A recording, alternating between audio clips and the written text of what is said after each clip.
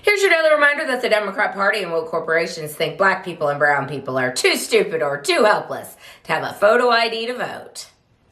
Hello once again, all my fellow patriots and you filthy leftist stalkers out there. Welcome back to my channel. My name is Angela Box. You're watching Angela's Soapbox, where I always say what you were thinking. If you're not subscribed to the channel, please consider hitting that subscribe button, liking or rumbling this video, commenting on this video, and of course, sharing this video, especially with your filthy leftist friends, because they truly hate my guts. And for me, that's a badge of honor.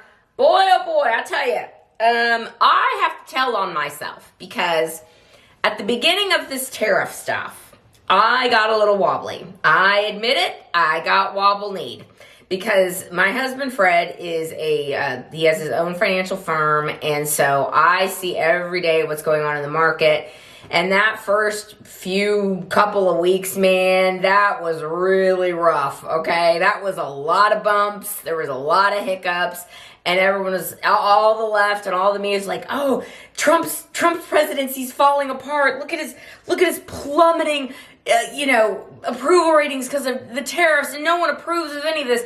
And then, of course, you start digging down into these polls, and you realize that they're oversampling Democrats, as per usual. They're doing push polls. They're doing all the things they do. Now, over the weekend, Donald Trump announced that they've made a preliminary deal with the UK, and they're going to be exiting or taking the tariffs off China, and China's going to be taking the tariffs off us for 90 days as the trade talks continues. Of course, the fentanyl tariffs will remain, which is good. But let's give the sea turtle killing plastic straw. I mean, to all the naysayers, including me at the beginning, I was like, oh man, this is going to be bad. But I'm so glad that people shamed me, and they were like, Angela, what are you getting all wobbly-kneed? This is what he ran on, and this is what needs to happen, and this is why. And let's talk about it. So, not only is Trump the deal maker in chief, and not only is he going to have all these countries come to the table and make deals with the United States, which is what should have been happening for decades, he's also the peacemaker in chief. Over the weekend, again, India and Pakistan started going at it. And then Trump gets involved and they stop. And we're getting a rare minerals deal with Ukraine. And that war's going to be coming to an end soon. I can imagine that one of Putin's probably prerequisites for ending this war is he probably wants the exposure of the United States funding of these bioweapons labs in Ukraine, which 100% happened. I remember the gay black immigrant woman, Karine Jean-Pierre, and the media, they're like, that's fake news. And then a couple weeks came about, I'm like, well, actually that did happen. We were funding bioweapons labs in Ukraine, just like Putin said we were. And, the money laundering, I'm sure that Putin's going to want that exposed, which, these are things that Trump wants exposed too. So Trump's probably like, well, okay. I mean, I cannot wait to see the deal that's hammered out for this. Not only that, but evidently Trump has the Houthis now in control, under his boot. And it's like, don't F around. We're getting ready to have unilateral talks with Iran. And Iran is now saying that we're going to give up our nuclear ambitions. It's like, what? Because I'm old enough to remember when Barack Obama, the first black president, basically said, we're just going to make a deal with Iran, and we're just going to kick the can for 15 years. And they pinky swear not to enrich any uranium. And of course, Iran's like, yeah, right. Like, absolutely, we're going to do what we want to do. And Obama's not going to do a damn thing about it. And so now Iran wants to come to the table and make a deal because they don't want these crippling sanctions on them anymore. And the Iranian people are sick to death of the mullahs that have had a stranglehold on them these many decades. And so I imagine that there's going to be lots of conditions for an Iranian deal. I would hope that a toppling of the current leadership might be in order, but of course we don't want to start a war or whatever, but I mean, that would be ideal, obviously. But I mean, Trump is just he is just taking a blowtorch to every single thing that the left and the deep state said he couldn't do. He's like, actually, I can. The latest is we have the last American hostage, Eden Alexander, was released from Hamas.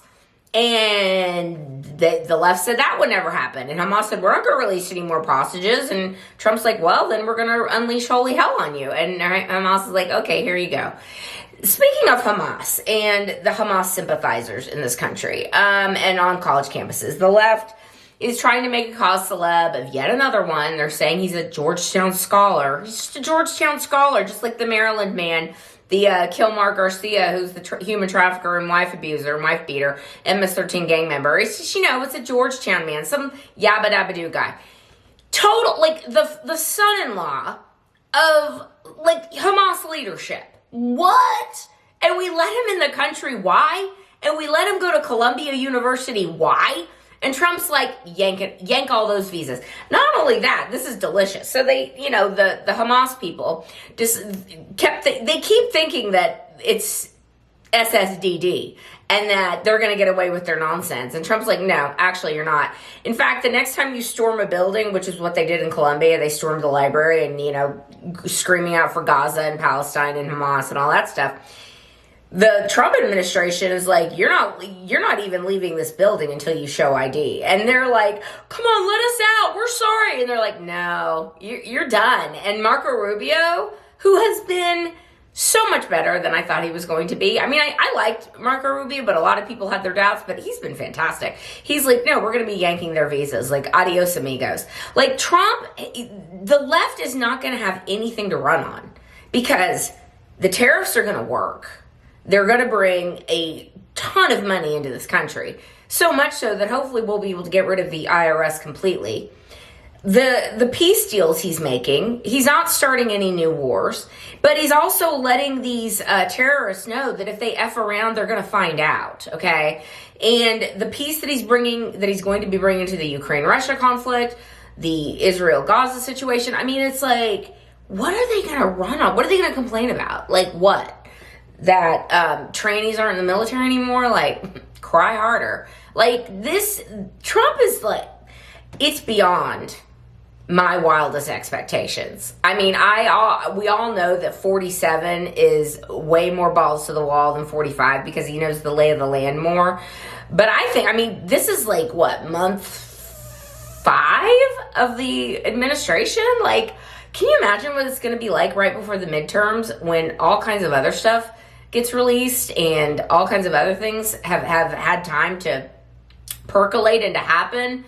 Like, it's, again, I think we're going to get 3/4 of the Congress if we can stay on this path, guys. It's really beautiful. So I would admonish myself for having weak knees at the very beginning of this, the tariff war.